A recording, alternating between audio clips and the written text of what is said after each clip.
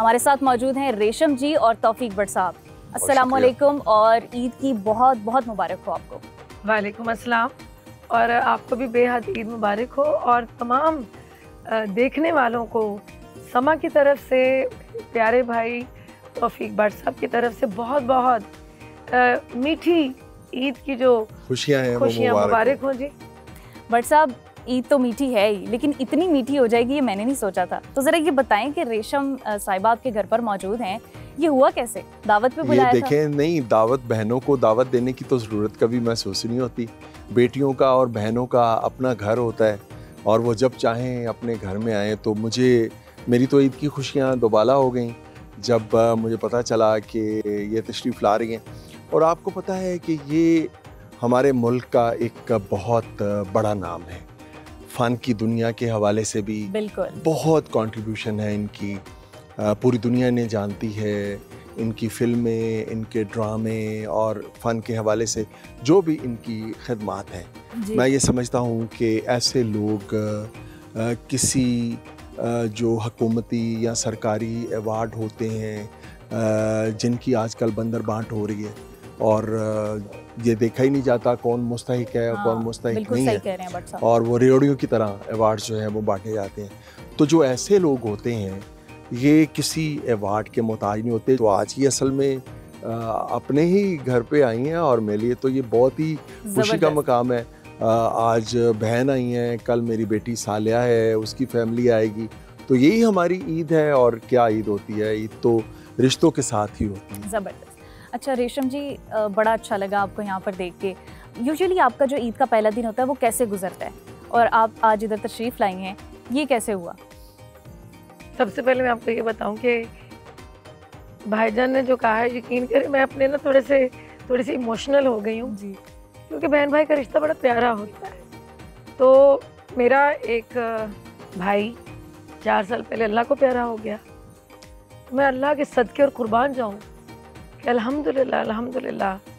अगर आपको कोई खूनी रिश्ता चला जाता है, देखिए हम अल्लाह के कामों में नहीं बोल सकते। बिल्कुल।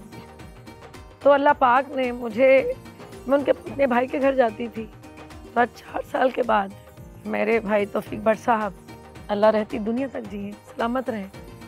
तो लोग देखते हैं कि भाई रेशम, शोबिज़, नाम, परफेक्ट लाइफ गुजरी, ऐसा नहीं होता है।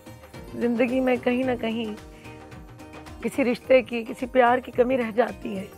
तो मैं अल्लाह का बेहद शुक्र अदा करूँगी कि जहाँ अल्लाह ताला आपसे बहुत कुछ ले लेता है, आपको बहुत कुछ दे भी देता है। तो भाई की शक्ल में और मेरे सर पे हाथ रखा है इन्होंने, तो मेरी खुशकिस्मती है कि तौफीक भट्ट साहब जैसे प्यारे भाई और भाभी जी। बेशक हमें बहुत अरसा नहीं हुआ, 1 साल ही हुआ है, मैंने मेरी बहन का है। तो मैं मुलाकात कहाँ हुई थी आपकी, ज़रा ये तो बताइए। मेरी मुलाकात एहसन खान, मेरा बहुत प्यारा दोस्त, अच्छा वो इनकी बड़ी तारीफ़ करता था। अच्छा रेशम, मैंने तुम्हें ना तौफीक भट्ट साहब से मिलाना। ओह क्या भाई हैं, क्या दोस्त हैं, क्या वो इंसान है। क्योंकि एहसन से मेरी जो दोस्ती है वो बहुत पुरानी है, उनकी वाइफ से। और मैं अपने अक्सर जो दुख सुख है मैं एहसन से शेयर भी करती हूँ। तो मैंने एहसन खान की ज़ुबान से बड़े कम लोगों की तारीफ़ सुनी है। तो जब मिलना, मैंने कहा अच्छा भैया मुझे इन भाई से मिला भी दो। हाँ, मिलवा भी। तो हम लाला के घर गए, ताउला सखी साहब के घर, भाभी जी से, इनकी बेटी से और भाईजान से मेरी वहाँ मुलाकात हुई। तो बहुत प्यार मिला, बड़ी इज्जत से। फिर शूट हुई, अभी मैंने एक वीडियो किया है जी, माशाल्लाह ज़बरदस्त किस्म के व्यूज़ हैं उसके। तो वहाँ भाभी जी भाईजान भी आए, तो मुझे पूछ रहे, बहन कुछ चाहिए, कुछ खाना चाहिए, की चाहिए। मुझे इस मोहब्बत से और जितनी मैं ऐसे देख रही कि मुझे ना अपने भाई की याद आ रही थी, टू बी ऑनेस्ट। तो मैंने भाईजान को देखा ना, तो मुझे कुछ मतलब लगा कि जैसे मेरा अपना सगा भाई हो। फिर भाईजान एक आलमी दिन था बच्चों का, यतीम बच्चों का, तो मुझे कहा कि बहन मैं आपको वहाँ पे इनवाइट करना चाहता हूँ। तो मैंने कहा भाई आप हुक्म करें, ऐसी खूबसूरत जगह पे, ऐसी जगह पे जहाँ पे, क्योंकि मैं खुद भी यतीम, मैंने अपनी बाप को नहीं देखा, माँ बहुत छोटी थी तो अल्लाह को प्यारी हो गई। तो मैं भाईजान के साथ वहाँ गई, तो जिस कदर मेरी वहाँ पे मुझे जब रोज़ा अफ्तार हुआ ना तब जी। तो मुझे प्लेट में ना भाईजान ने समोसा रख के दिया जिस प्यार से। अच्छा मुझे ये चीज़ें ना समझे कि ये मोहब्बतें जो आपको खरीद लेती हैं बिल्कुल ऐसे। तो वो भाईजान का प्यार, और फिर भाईजान ने कहा कि आज तो मेरी बहन है, तो मेरी धी है, तो उनका हाथ रखना मेरे लिए मतलब मुझे मेरा भाई मिल गया। अच्छा रेशम जी, आप अपने नाम की तरह ना रेशमी सी हैं माशाल्लाह। ज़माने की गर्द ने आपको ना छुआ, लेकिन आपके बड़े मुश्किल हालात थे जब आप छोटी थीं, 7 बरस की थीं कि वालिदा का इंतकाल हो गया। तो वो जो इब्तदाई ज़िंदगी है, ईद का मौका है, मैं उस तरह से नहीं बात करना चाहती, लेकिन ईद अपनों के लिए ही होती है, अपनों से ही होती है। बिल्कुल। तो वो जो टफ टाइम था वो कैसे गुजारा आपने? आपकी अपनी बहन के साथ बड़ी अटैचमेंट है, जो बड़ी बहन है आपकी, उन्होंने आपको पाला, प्यार दिया, और आज आप अपनी जो भांजी है उसको वो प्यार लौटा भी रही हैं। ज़रा ये कहानी तो बताएं। कहानी ये है कि मैंने अपनी बहन की उंगली पकड़कर चलना सीखा। वो मैरिड थी और उनके शौहर अक्सर ये कहते थे कि बहन भाइयों को छोड़ दो। हम बहुत छोटी उम्र में सारे बहन भाई यतीम हो गए। हकीकत ये है कि वो बहन भाइयों से बहुत इश्क करती थी, प्यार करती थी।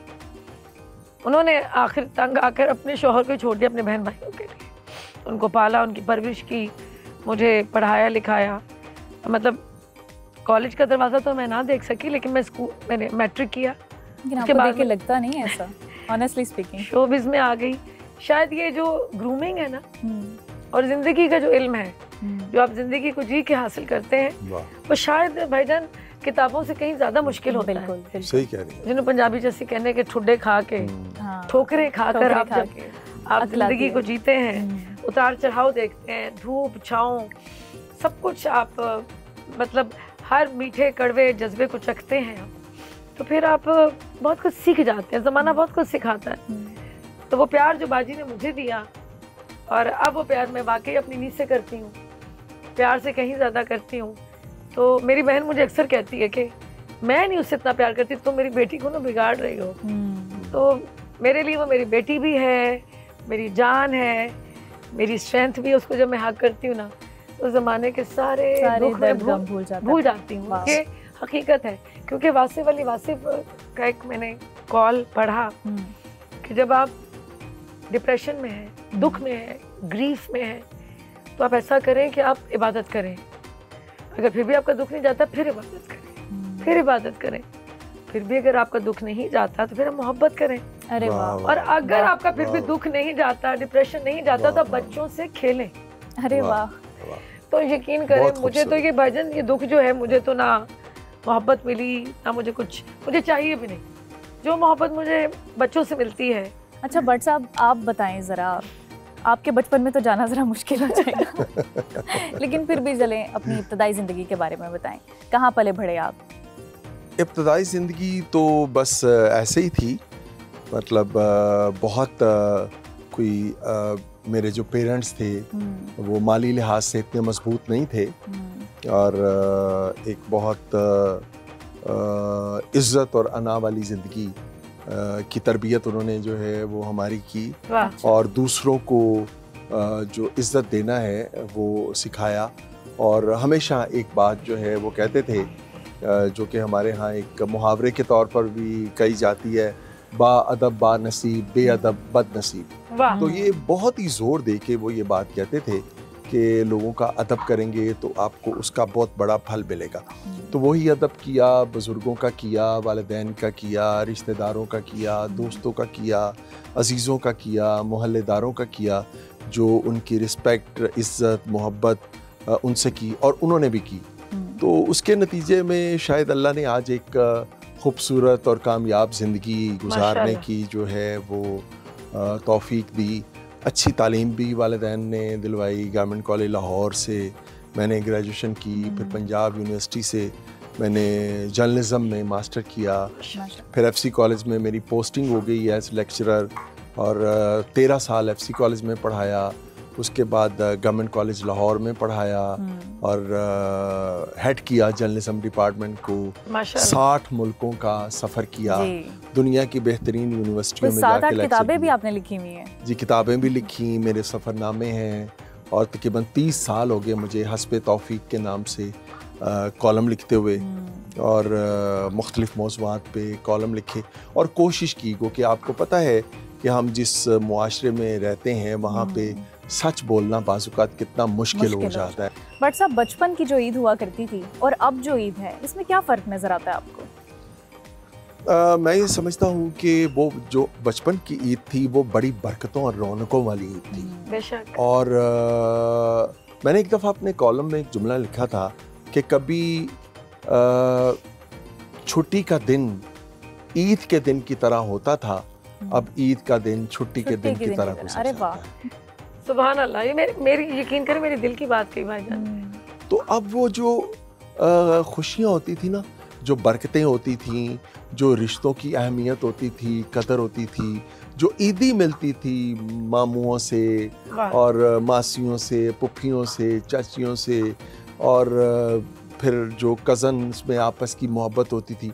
ये कज़न का लफ्ज़ तो बहुत बाद में आया ना, पहले तो हम कहते थे ये कौन है, मेरी पुप्पी दी धी भैन है, मेरे चाचे दा पुत्र भरा है। ये भरा और भैन का लफ्ज़